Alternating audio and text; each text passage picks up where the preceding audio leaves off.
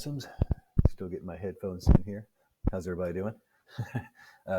Welcome to week 5. All right, we're rolling right along here. Good afternoon, good evening, good morning to you, whatever the case may be. I think maybe some of us are just waking up. Super Bowl last night, right? So it's quite always the event.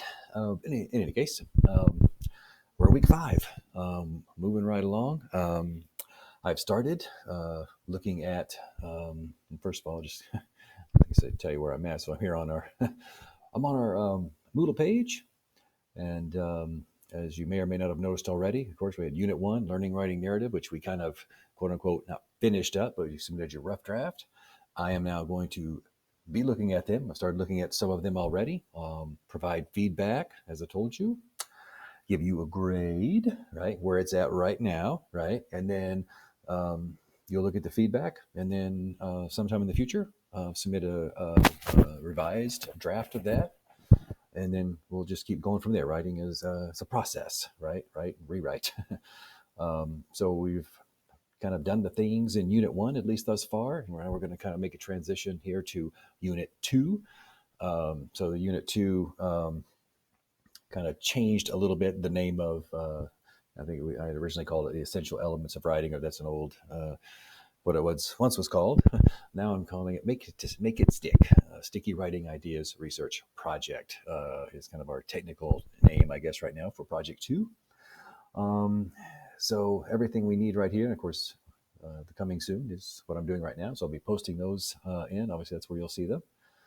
And so if we click on the overview and assignments due, so as we look towards Project 2, I'm going to, of course, obviously talk about it a little bit today. Talk about it more in a video coming at you, probably after this one.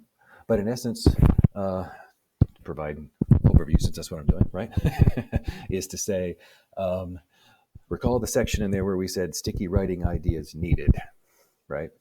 So we wrote about the sticky idea that we already felt we had that was made sticky to us, right? It was either by a teacher, instructor, someone else, right? Something that stuck to us. When we sit down to write, that's what we think of, right? Outline or brainstorm or a good first sentence, hook them in and then make sure we stay the hook, staying on topic or whatever some of these things were, right? As I'm just now, beginning to read most of them.